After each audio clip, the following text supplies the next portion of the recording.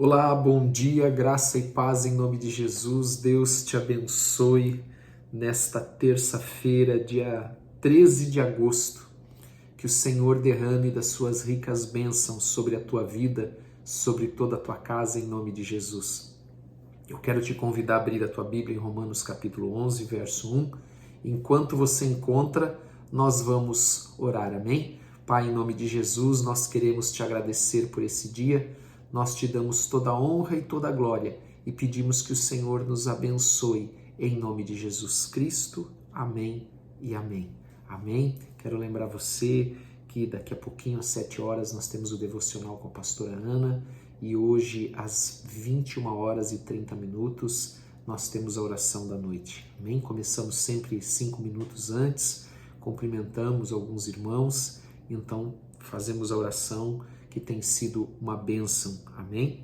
Eu quero começar lendo então Romanos capítulo 11, verso de número 1, lembrando que Paulo estava falando sobre os judeus que eles haviam rejeitado a justiça de Deus, que vem pela graça por meio da fé, que é o perdão dos pecados, que é o livramento do castigo pelo pecado também. Então, nós vemos aqui que fica uma pergunta, será que Deus ele vai rejeitar Israel? Então, como vai ficar o futuro de Israel diante de tudo isso que Paulo já argumentou? Então, aqui a epígrafe do capítulo 11, ela diz justamente isso, o futuro de Israel. E ele então coloca, pergunto, pois, terá Deus, porventura, rejeitado o seu povo? Amado, você acha que Deus vai rejeitar o povo do qual ele formou a partir do chamado de Abraão em Gênesis capítulo 12? Certamente não. E nós vamos ver isso aqui na palavra, os próprios argumentos que Paulo apresenta aos judeus e para nós aprendermos também. E ele diz então, de modo nenhum, porque eu também sou israelita, da descendência de Abraão, da tribo de Benjamim. Então aqui Paulo apresenta a sua identidade, apresenta aqui a sua origem, mostrando que ele era judeu também, mostrando que ele não deixou de ser um judeu, amém? Alguém do povo judeu, ainda que agora a sua fé estava em Cristo, que após ele ter aquele encontro extraordinário na estrada de Damasco, quando ele havia recebido carta branca dos sumos sacerdotes para perseguir os cristãos em toda a cidade que ele entrasse. Ele os perseguia, ele levava preso, ele dificultava a vida dos cristãos. Mas um dia, indo para Damasco, na estrada de Damasco, ele teve um encontro com Jesus. E de perseguidor da igreja, ele passou a ser perseguido. Versículo de número 2 diz assim, Deus não rejeitou o seu povo, a quem de antemão conheceu.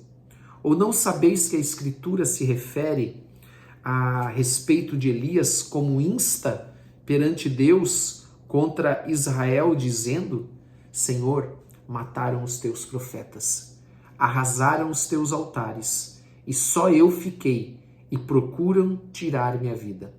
Ele aqui traz à nossa lembrança um episódio que está lá em 1 Reis, capítulo 19, verso de número 18, onde Elias, naquela sua luta contra Jezabel e Acabe, ele então, em determinado momento, todo o povo já havia sido se desviado a adorar ídolos, a adorar Baal, e então Elias diz ao Senhor, Senhor, mataram os teus profetas, só eu fiquei, só estou eu aqui agora, Senhor. E às vezes nós pensamos que estamos sozinhos, mas o Senhor nunca nos deixa sozinhos. E o Senhor, ele também guarda aqueles que o servem de coração. Amém? Por isso a importância de nós buscarmos o Senhor de todo o nosso coração, de nós não nos desviarmos da palavra de Deus nem para a esquerda nem para a direita, porque a resposta do Senhor foi justamente essa. Que lhes disse, porém, a resposta divina, ainda fazendo essa referência a 1 Reis 19, 18. Reservei para mim 7.000 homens que não dobraram os joelhos diante de Baal. Então, Deus fala com Elias aqui, que estava chateado, achando que só ele havia restado dos profetas, mas havia 7.000 profetas que não haviam, 7.000 homens que não haviam dobrado o joelho a Baal. Então Deus os guardou. Amados, reservar para mim 7.000 homens significa que eu guardei 7.000 homens que não dobraram os joelhos diante de Baal. Baal era o deus a qual Jezabel servia e a qual levou quase todo Israel a se desviar do Senhor para adorar Baal. Nós temos aquele episódio de Elias e os profetas de Baal no Monte Carmelo, e nós temos também outras passagens onde nós vemos que essa mulher Jezabel, esposa do rei Acabe, ela estava corrompendo todo Israel, mas o Senhor guardou aqueles que não haviam dobrado os seus joelhos. Amados, quando nós confiamos no Senhor, o Senhor nos guarda. Quando nós colocamos a nossa esperança no Senhor, Ele nos protege em nome de Jesus. Amém? Versículo de número 5. Assim, pois, também agora, no tempo de hoje, sobrevive um remanescente, segundo a eleição da graça. Amados, embora a nação judaica ela tenha rejeitado Jesus, muitos judeus creram nele. Havia um certo número de judeus, sim, da nação judaica que havia rejeitado Jesus, Jesus como Cristo, Filho do Deus vivo, que morreu na cruz para o perdão dos nossos pecados, para a nossa reconciliação com Deus. Mas muitos judeus creram nele. E aqui então nós vemos Paulo fazendo uma comparação espiritual da situação atual de Israel, que havia como nação rejeitado Jesus, mas que muitos judeus haviam crido, estavam crendo em Jesus, com a situação paralela que havia acontecido em Israel durante o reinado de Acabe e Jezabel e o profeta Elias. Então ele faz esse paralelo, mostrando, olha, assim como o Senhor guardou aqueles que não dobraram seus joelhos a Baal, aqui também há homens que creram em Jesus Cristo e dobram seu joelho para Jesus Cristo. Amém? Versículo 6. E se é pela graça, já não é pelas obras. Do contrário, a graça já não é graça. Então, amados, os judeus, por não crer na mensagem do Evangelho, em Jesus Cristo, como Filho de Deus, mesmo que eles tivessem um zelo muito grande, um zelo religioso pela lei, eles não conseguiram alcançar, não obtiveram a justiça de Deus. Porque a justiça de Deus, ela é pela graça para todo aquele que crê, que coloca sua fé em Jesus Cristo. Não é por obras. Nada que eu faça pode me fazer ganhar, receber a justiça de Deus, porque senão já não é graça. É o que Paulo escreveu aqui, que se é pela graça, já não é pelas obras. A lei fala das obras. Aquele que fizer, por elas viverá. Mas aquele que quebrar um só mandamento da lei, quebra toda a lei. Então ele diz, a graça já não é graça, se é pelas obras. Então estas obras não nos levam, não nos trazem a justiça de Deus, não nos levam à salvação. Versículo 7. Que diremos, pois? O que Israel busca, isso não conseguiu, mas a eleição o alcançou e os mais foram endurecidos. Nós estamos lendo aqui o versículo de número 7. É um pouco do que nós falamos aqui. Foram endurecidos, amados, porque esse endurecimento é como um ato judicial de Deus pela incredulidade, pela desobediência, e que fica muito mais claro ainda no versículo de número 8, quando ele diz assim, como está escrito, Deus lhe deu espírito de entorpecimento, olhos para não ver e ouvidos para não ouvir, até ao dia de hoje. Amados, então esse olhos para não ver é exatamente isso que nós acabamos de falar. É a resposta de Deus ao coração endurecido da nação de Israel.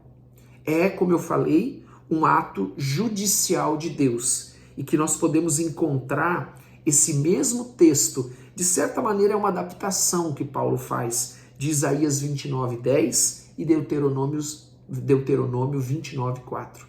Mostrando isso, amados, que esses olhos para não ver, não é simplesmente que Deus foi lá e cegou os judeus, mas que foi uma resposta, foi um ato judicial de Deus por Israel desobedecer a palavra, por ter um coração tão endurecido, não crendo na palavra de Deus, não crendo na essência da palavra de Deus, sabe? Naquilo que a palavra de Deus ensina, não simplesmente buscando a letra, mas buscando a intenção da lei, a essência da lei, e eles não buscavam isso. Eles serviam, por isso que Jesus inclusive dizia isso muito nos evangelhos de Mateus, Marcos, Lucas e João, de que os judeus eles eram hipócritas, porque exteriormente eles tinham uma aparência, mas que não se mantinha, não se sustentava no coração. Então, eles não eram aquilo que eles diziam ser. Eles não faziam aquilo que eles diziam, ou não faziam aquilo que a palavra de Deus ensinava, porque não estava no coração deles. Era só algo hipócrita, algo exterior, algo que não vinha do coração, mas vinha simplesmente de uma motivação de soberba, de orgulho, de querer mostrar uma religiosidade, uma espiritualidade, porque, amados, ser é algo muito diferente de fazer. Amém? Nós temos que ser para então fazer, mas há aqueles que querem fazer para serem vistos, mas não são. Amém? Versículo de número 9. E diz Davi: torne-se-lhes a mesa em laço e armadilha, em tropeço e punição, escureçam-se-lhe os olhos para que não vejam e fiquem para sempre encurvadas as costas. Amados, encurvadas as costas é uma figura da escravidão, é um símbolo da escravidão, as costas encurvadas. Ali é uma analogia a ser escravo. E esse texto, você também, eu quero fazer essa referência, está lá no Salmo 69, de 22 a 23, aonde essa mesa ela é um sinônimo, ela tem um significado de segurança, de comunhão, porque a lei que os judeus tanto estimavam, e que nós já aprendemos no livro de Romanos, que a lei ela revela o pecado. Ninguém vai viver pela lei. Ninguém consegue viver pelas obras da lei, alcançar a salvação pela lei. Então, essa mesma lei que o homem tenta seguir pelo seu próprio esforço, sem crer em Jesus, sem entregar o seu coração a Jesus, é essa lei que condena aqueles que transgridem a lei. Amém? E os judeus, eles confiavam na sua própria justiça, nas suas próprias obras de justiça. E a palavra de Deus nos ensina que nós devemos colocar a nossa confiança na justiça de Cristo por nós. Nós temos que andar e nós temos que nos revestir com a justiça de Cristo, com aquilo que Ele conquistou na cruz por nós. Amém? E não tentar alcançar a salvação pelas obras da lei, sendo simplesmente alguém que procura de forma exterior cumprir a lei, mas não está lá no nosso coração. E só há uma forma possível de ela estar escrita no nosso coração. Diz a palavra que nos últimos dias o Senhor escreveria a lei no coração dos homens. É quando nós entregamos a nossa vida para Jesus. Então nós nascemos de novo e nós recebemos um coração novo, um coração que é capaz de seguir a palavra de Deus, a lei de Deus, por causa da fé em Jesus Cristo, em nome de Jesus. Amém? Vamos orar? Pai, em nome de Jesus Cristo, nós queremos te agradecer por esse dia. Te damos toda a honra e toda a glória, todo o louvor. Obrigado, Pai, por mais esse dia que está começando. Perdoa os nossos pecados, assim como nós temos perdoado aqueles que nos têm ofendido, e dá-nos a graça, Senhor, de cada dia mais compreendermos a Tua palavra, de termos, Senhor, um coração como uma boa terra, onde a Tua palavra ali semeada possa crescer e dar frutos a 30, 60, 100 por um, em nome de Jesus. Abençoa-nos, ó Deus. Abençoa-nos é o que eu te peço, em nome de Jesus Cristo. Abençoa cada família aqui representada. Abençoa o trabalho do Teu povo, em nome de Jesus. Amém e amém. Amém? Glória a Deus, que Deus te abençoe, tenha um ótimo dia, em nome de Jesus. Espero, se assim Deus permitir, você aqui amanhã, para nós continuarmos a leitura. Que Deus te abençoe poderosamente nesse dia, em nome de Jesus.